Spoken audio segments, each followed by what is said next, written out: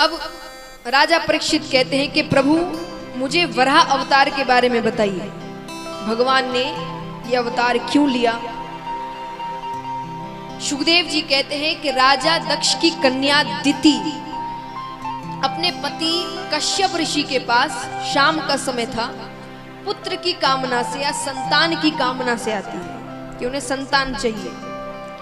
पति ने कहा यह समय सही नहीं है, हर चीज के लिए समय दिया गया है, ये समय पूजा पाठ का समय है, शाम का समय पूजा पाठ का समय होता है।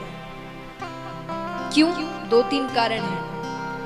पहला कारण, हमारे हिंदू समाज में इस समय को, जो शाम का समय होता है 5:30-6 बजे का समय, इसको हिंदू समाज में गोधूली बेला कहते हैं। क्या कहते हैं? मतलब ये तब बनाया गया था जब श्री कृष्ण गैया चराते थे। इस समय वो गैया चराकर घर लौटते थे, तो गैयाओं के पांव से जो धूली उड़ती थी उस समय को मान लिया गया था गोधूली बेला। अब वो घर लौटते थे तो घर लौटते यशोदा मैया उनका लाड़ चाव करती थी, उनको भोजन खिलाती थी।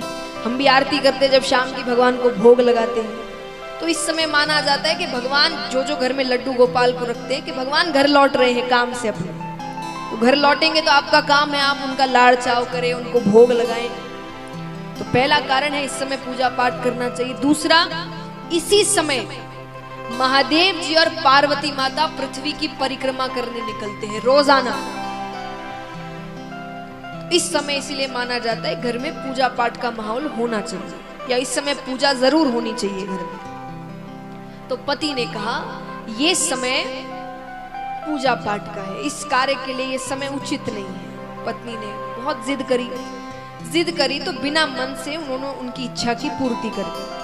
स्नान करके फिर से पूजा पाठ में लग जाते हैं। पत्नी ने सोचा पति नाराज हो गए, वो जाकर कहती है कि आप नाराज क्यों हो रहे, मैंने जो किया आपके लिए किया, आपके संतान होगी, आपका वंश आगे बढ़ेगा, आप जैसा तेजस्वी पुत्र होगा आपके। उन्होंने कहा गलत समय में किया हुआ कार्य गलत परिणाम देता है।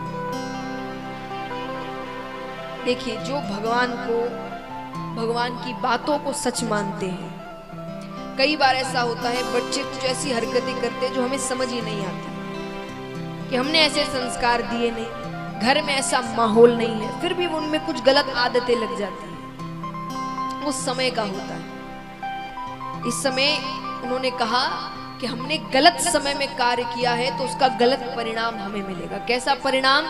बच्चे होंगे, 1 नहीं 2 होंगे, जुड़वा बच्चे होंगे, लेकिन महादुष्ट होंगे। और दुष्ट भी मतलब कोई बदमाशों वाले नहीं, राक्षस होंगे। वो बड़े बड़े राक्षसों में उनका नाम लिया जाएगा। और वो 2 पुत्र थे, हिरण्याक्ष और हिरण्यकश्यप। ये कौन सी माता चाहेगी उनके बच्चे ऐसे हो? खूब रोने लग जाती है। मैंने ऐसी कोई गलत भावना से कार्य नहीं किया था, मैं सिर्फ अपने संतान चाहती थी। रोने लगती है, प्रायश्चित करती है। तब उन्होंने कहा अब इसको तो नहीं टाल सकते, पर क्योंकि तुमने अपनी गलती मानी है तो तुम्हारे जो पौत्र होगा वो भगवान का परम लाडला होगा। वो छोटा सा बालक होगा लेकिन बड़े बड़े भक्तों में उसका नाम लिया जाएगा। और वो कौन थे? भक्त प्रहलाद।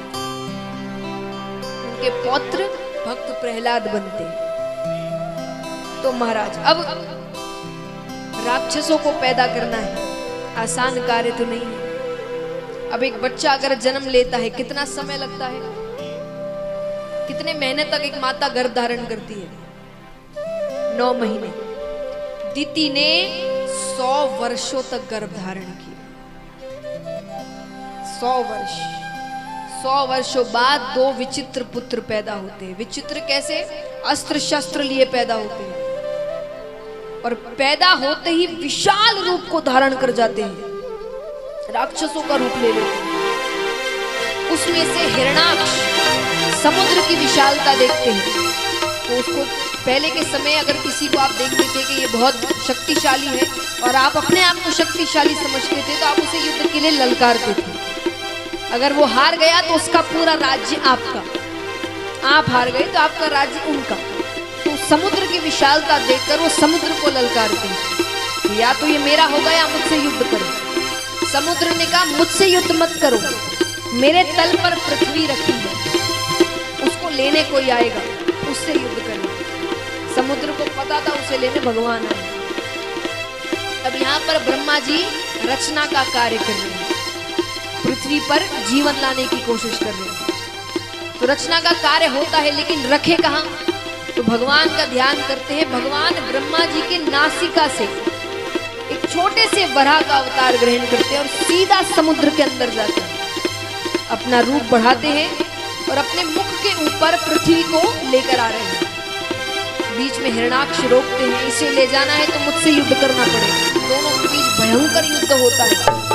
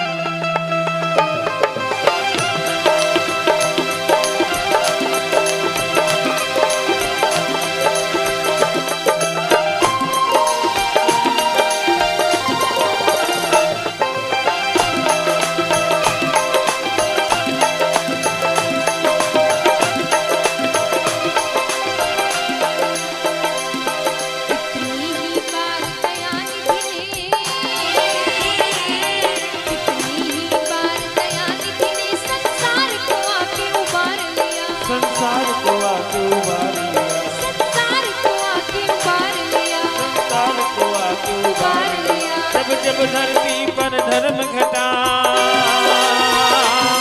जब जब धरती पर धर्म घटा।